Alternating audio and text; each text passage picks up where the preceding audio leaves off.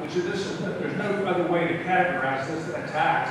Just kind of builds a perception that we aren't friendly. It's a high tax situation, and it's not something that's going to be good for the long-term expansion and growth of this part of North Carolina. Thank you.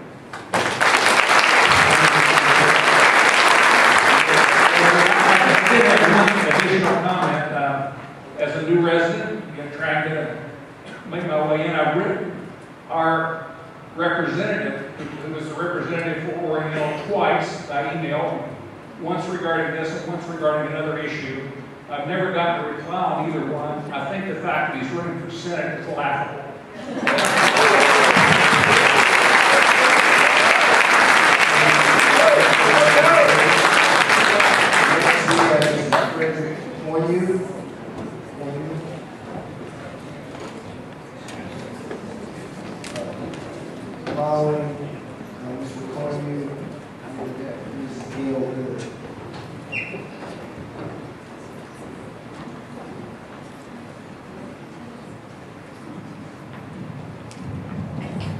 Thank you for your patience, tolerance, and we wish we weren't seeing you here again, but we wish this whole thing would go away. So thank you for listening to us. And you people over there who may or may not be going to watch this on YouTube, if you're in the state legislature, you need to listen to what we're saying. I was in Wilmington over the weekend, and a newspaper down there on Friday had a front page story about their fair. That's the South Florida Port Fisher Fair, doubling the rates on that. There's an uproar down there.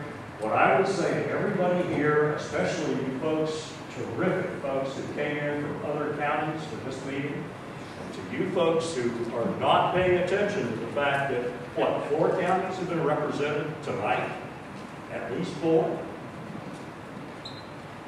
This is an issue that affects each one of us personally. It affects our pocketbooks, and one of the tactics that's often used in politics is NIMBY. We don't know what that means, not in my backyard. So don't do it here, but do it to somebody else. Wrong. The other expression that goes with that idea is we all are in this together. And that means all of Eastern North Carolina that has ferry service. These are, as other people have said, and as I said at the last meeting, the ferries are our mobile bridges. They're the extensions of our highways. As a child, I lived up near Spruce Pond, North Carolina, in Avery County. Just read something in the paper by some idiot representative up there who is saying, well, I'm going to go to the beach and I'm not going to ride the ferry. Why should we have to pay for it? When I was in Crossnor, North Carolina, what other people here tonight have mentioned, happened all the time. It snowed up there. There were storms. Roads washed away. Roads were ice. DOT was out doing its job and doing a great job. Who paid for it? Not the poor mountaineers in Avery County all by themselves. Everybody did. We all stood together. We've always all stood together in North Carolina. We need to stand together now, and I would invite everyone to communicate with our legislators to remind them that they're not doing the state a service, they're not doing the citizens a service, and they're certainly not doing their own political standing a service if they try to divide the public by making us think that it's okay to screw somebody else as long as you don't screw me. Thank you very much.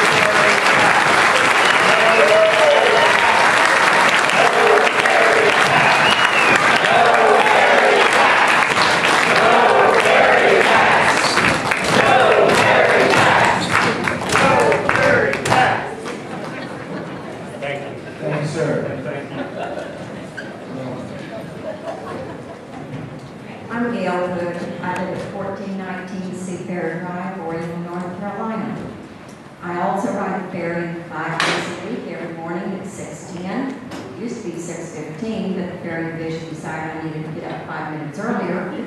So I now ride it at 6:10 every morning, and I ride it home every afternoon.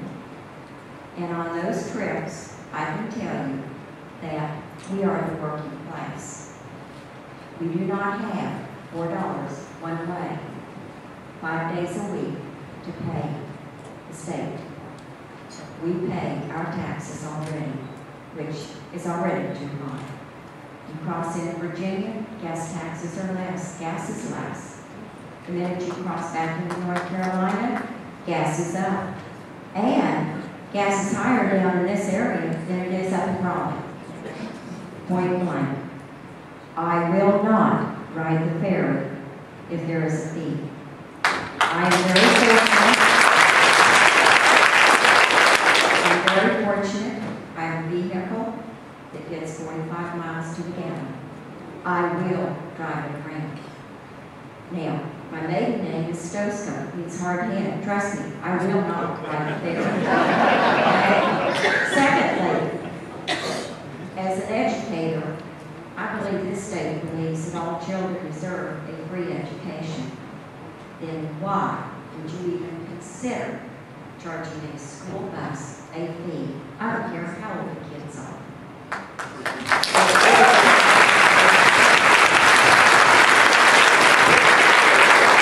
Thirdly, as I ride that ferry every morning from Oriental to Minnesota, I see a sign that says Highway 306. To the left, I take it because I follow road signs. Then I'm driving along and I see another road sign that says Highway 306, sharp right. Well, guess what? There's a ferry. And that 306 is picked up again on the other side. Nowhere on that road does that sign ever say 306 is interrupted, it ends at one point and begins at another. That ferry is a highway. I don't care what you call it. It is a highway, and I'm tired of being taxed. I am losing money working in North Carolina every day, and you're going to make me lose even more money.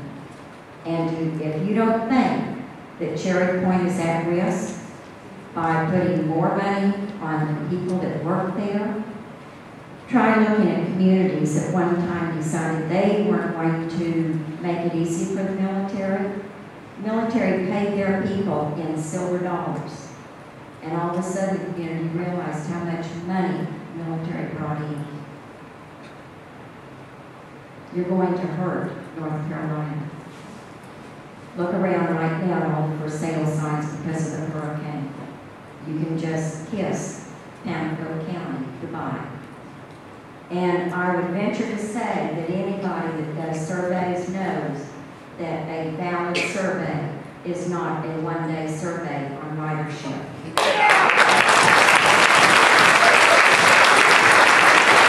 I also think that all of you need to look at the new ferry schedule because I want to work for the ferry department. Why? I don't have to work the whole time. The amount of downtime that the new ferry schedule has, there's no way you can find work for those men or women during all that time. So I don't know what you're doing with your money, but it sure is not going to good use. And King George thought he could tax the colonies with the tea tax. My kids today said, Miss Good, what are you going to throw in the river? I said, we're going to find it legally. I will take a pay cut by taking a personal day off, and I will be on that bus to Raleigh.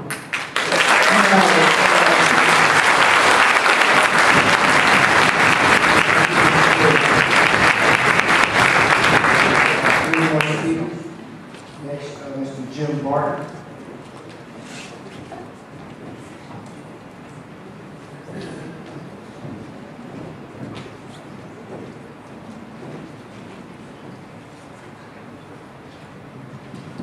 Thank you, Mr. Robbins.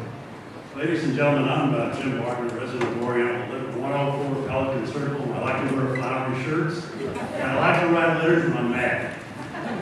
Today I sent a second letter, open letter, to Senator Berger about this unfair ferry tax. You can read about it, it'll probably get published like the last one did. These are the main points I made, and I'm here to give you a little bit of a history lesson, because nobody's really hit on this tonight.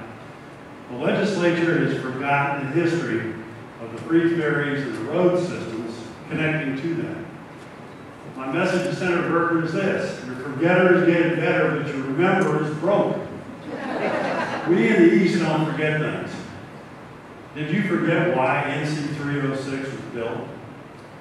NC 306 is a 39-mile north-south corridor designed for economy improvement linking rural East Carolina counties.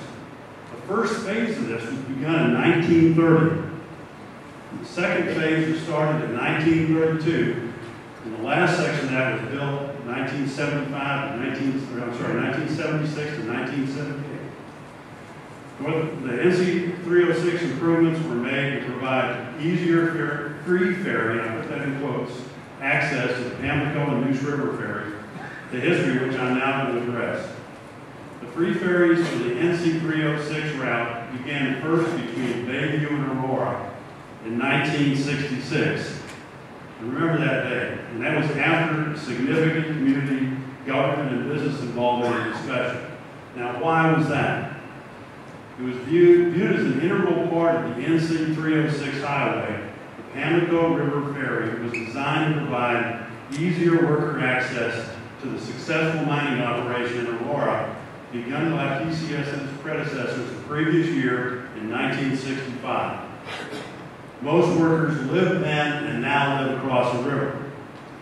In 1973, after discussions and involvement with the citizens, the business community, the U.S. Marine Corps, and the governments of Pamlico and Craven counties, the Cherry Branch Minnesota Beach Free Ferry Service was begun across the Neuse River, along the NC 306 route, using the same rationale as the Bayview Aurora Free Ferry Service.